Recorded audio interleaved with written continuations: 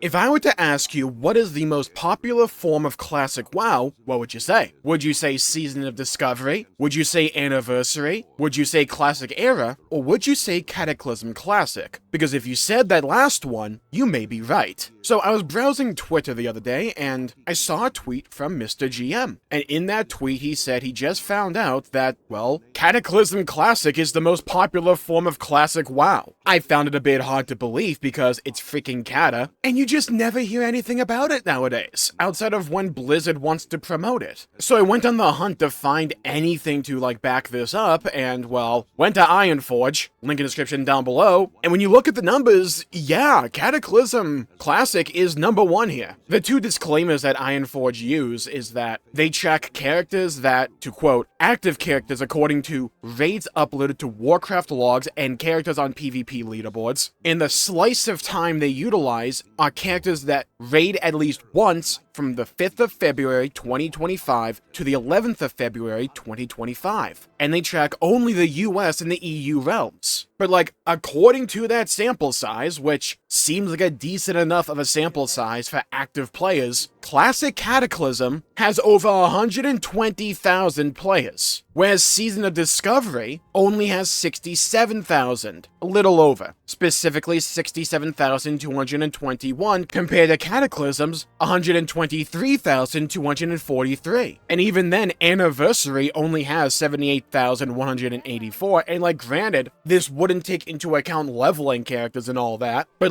in terms of people playing the endgame consistently recently, Cata's way more popular than I thought. And then Classic Era is only 10,814. I figured someone would ask that, so I might as well report it. It's nothing though. But this isn't meant to claim the total number of players or anything like that. Like I said, it's only a slice of people actively playing during that period of time that are raiding or doing PvP, and WoW's a lot more players that do other kinds of content. But like I talked about before, in terms of people actively participating in the endgame of these modes of Classic, I don't think many people would have expected Cata to be that far out ahead, let alone in the lead to begin with. It's genuinely impressive. And you have to imagine that number's going to spike with Mists of Pandaria, since so many people have fond nostalgic memories for that era of time for the game, despite how people would make you think back in the day during Mists of Pandaria. It's a genuinely impressive statistic in my opinion, and I think it goes to show that you can't really go off of internet discourse or blatant negativity when it surrounds World of Warcraft anymore. There's another element to the whole why isn't Cataclysm Classic talked about as much, considering seemingly how popular it is. I think that's partially because of what it is. It is just Cataclysm Classic, and sure, I believe there are some changes there, but you largely know what you're going to get. And then transitioning over to Mists of Pandaria Classic, there's just realistically not that much to talk about, compared to, say, new content coming in retail World of Warcraft, or Season of Discovery, or the latest drama going on in hardcore Classic WoW. Because there's fundamentally new stuff there, it lends itself to internet discussion more than just a bunch of people having a chill time on Cata Classic. I think as a direct result of that, you see not as many people necessarily talking about it, because a lot of people are just drawn to negativity or drama or discourse and the like that, and that just doesn't really exist with Cata Classic. The internet is really good at segmenting you off and putting yourself in your own little bubble, and it can be really hard to get out of that. I mean, it's not like I've covered Cata Classic either. I was there back in the day during Cataclysm, so I didn't have that much of a strong urge to go back and play it. Nor did I think it was even popular, and who wants to play an MMO without a lot of people in it? I'm sure there's some people, but I'm not sure if I'm one of them. I think one of the charms of an MMO is being in a shared world with a bunch of other people, and I just didn't hear anything about Cata. Though I'd probably enjoy it if I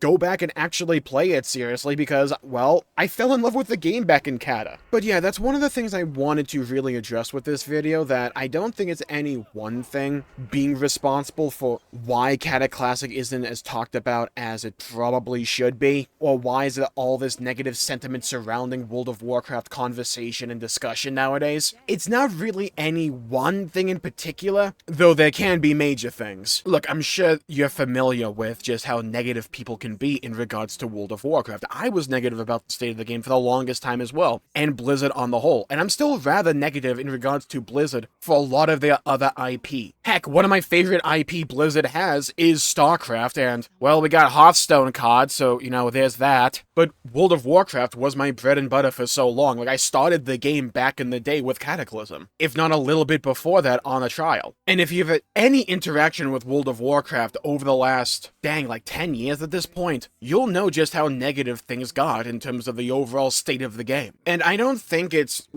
a mystery where this negativity surrounding World of Warcraft came from in overall discussion about WoW. You look at any comment section, including on my videos, when I cover World of Warcraft in either a positive or a negative light, and you'll see a lot of people that are just negative and just down and out about World of Warcraft. A lot of people that used to play the game that just fell out of love with it. And I want to talk about that negativity here today, because I made a similar video in regards to Final Fantasy XIV because I play both games and I love both games. And I don't want to dwell on this point in particular for too long, but I do think, for some people at least, you have this sports team-esque debate between these games. And it's not just World of Warcraft and Final Fantasy XIV, it even extends to various versions of World of Warcraft, between the different versions of Classic and then Classic versus Retail, where instead of liking one thing or just liking both things, egads, people feel the need to put one thing down to inherently prop their thing up, and to make themselves feel better about whatever they play or support. It's very similar to how people root for a various sport team based on any number of criteria, and then dislike the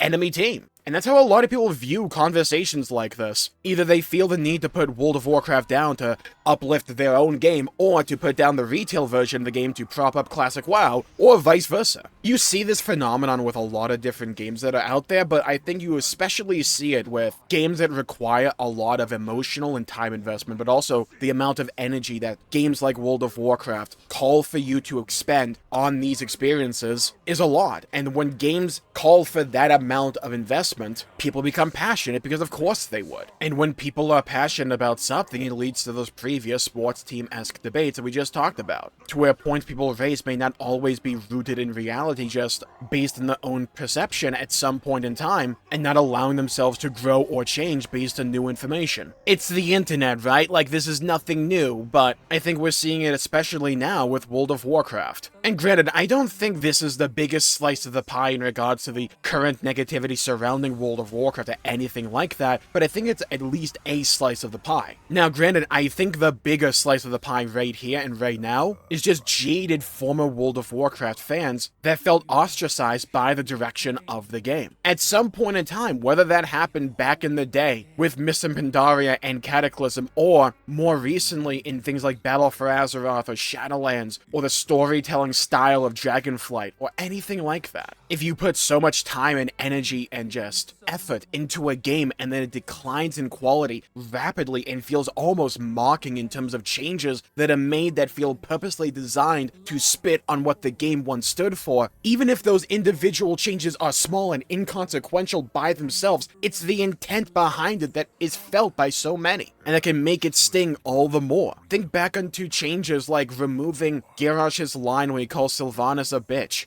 or when they changed a bunch of in-game art to just bowls of fruit. Or think about storylines overall, like the entire Jailer and what they did to Arthas and the Lich King back in the days of Shadowlands. Or that Shadowlands cinematic where they just job out Bolvar because they need Sylvanas to be strong at that point in time. It's not a matter of the execution, it's the intent behind choices made, where it feels mocking, if not borderline insulting, to what came before and the parts of the game that a lot of us fell in love with. And those parts of the game that we became so invested with, or things that are adjacent to those periods of time. It felt like the modern game at that point in time was largely shunning what came before, and sometimes directly, sometimes indirectly also shutting us, the player. I know that sounds a bit hyperbolic and all that, but that's how it felt, because I was there back in the day. I felt my own love and passion for World of Warcraft fade into the twilight over numerous expansions that just had so many baffling decisions that anyone with a pulse that played the game for even 5 minutes could have told you were dumb and stupid and just not Warcraft, but they embraced those ideas anyway. Like the embrace of aesthetics that felt antithetical to World of Warcraft, the cosmology stuff, and then leaning into it for so long, and then the Disneyfication of like the overall aesthetic in expansions like Dragonflight. We all mocked, and correctly so, the finale of Dragonflight because, like, what the hell was that? Who's the intended audience of a scene like that? Dragonflight was the best example of World of Warcraft and taking things that had come before and just defanging it, ripping away the claws until something soft and malleable remained, unrecognizable compared to what came before. And it's a bit of a shame because there were some really cool elements in Dragonflight, but they were just bogged down under the muck and the mire of all these really, really off-putting decisions. I don't think it helped when all that coincided with a lot of people becoming disinterested with things like the MCU and just Disney on the whole. It didn't feel unique or earned or good or anything like that. It just felt repetitive, as if they're trying to chase trends years out of date, but doing so in an uninteresting way that just felt, again, like it spat on everything that had come before. Taking well-established and beloved characters and designs and, in all the wrong ways, making them feel as if they're targeting a way younger demographic.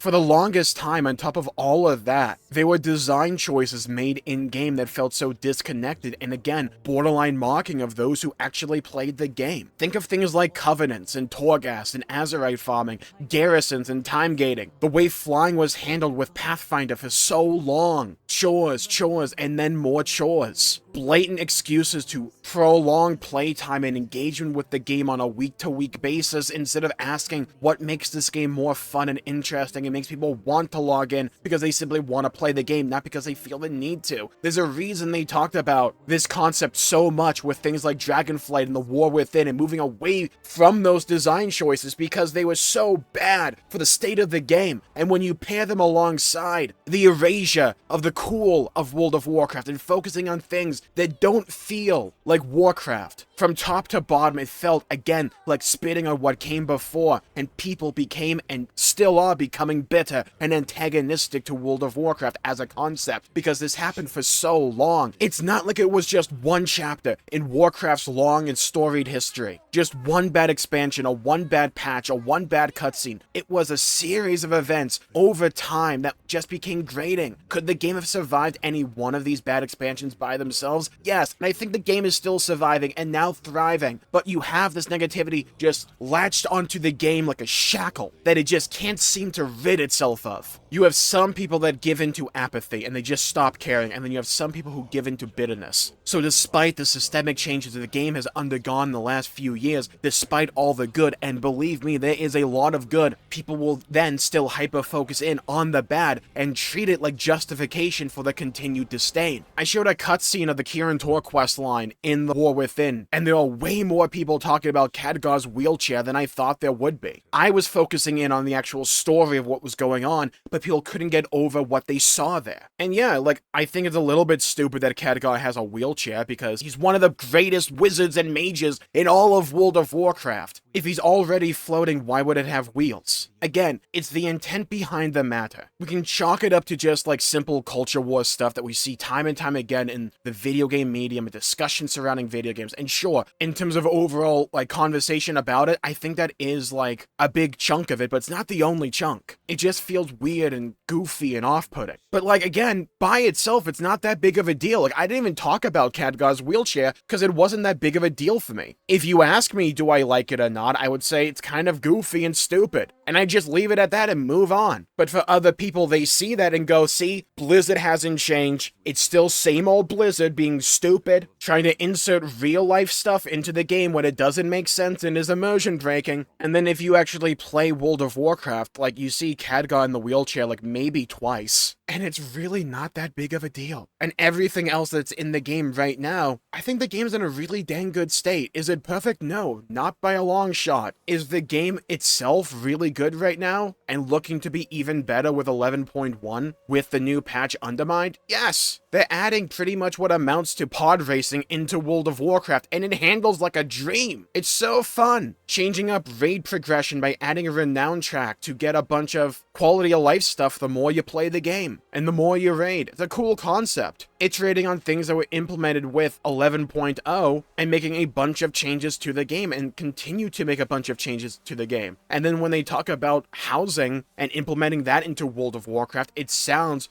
way better than a lot of us thought it would. And we still have to see it, right? It's still a matter of the execution. But I think with World of Warcraft nowadays, you have this weird phenomenon where, like, back in the day, the people that hated WoW the most were people who played the game, and they'd be like, oh dude, this sucks, why are they asking me to do all this? Plays 5 hours a day, has like 12 different characters they maintain. A lot of people will be familiar with that older concept, right? But like nowadays, the people who hate WoW the most, or at least it feels like, aren't the people that play the game, it's the people that used to play the game. And I get it, right? And like, it's not a new concept or anything like that. I just think this whole situation with some people, myself included, finding out just how popular Cataclysm Classic is you can't always just take the loud voices you hear online at face value. I don't know if World of Warcraft will ever truly be rid of it in terms of all the negativity. It never really will. But I think the game is heading into a genuinely great direction. They just need to stay the course. And these hiccups they experience on occasion now, like the time gating of the various citrines for Cersei's Circlet when Siren Isle first came out, or time gating the Kirin Tor quest. Things like that, you know? They need to get better execution on certain elements. It's far better than where it used to be for the longest time. Not all the way there yet, though. I think the story and the storytelling in-game with the War Within is better than what we've had in-game since Legion. I think the in-game storytelling got way better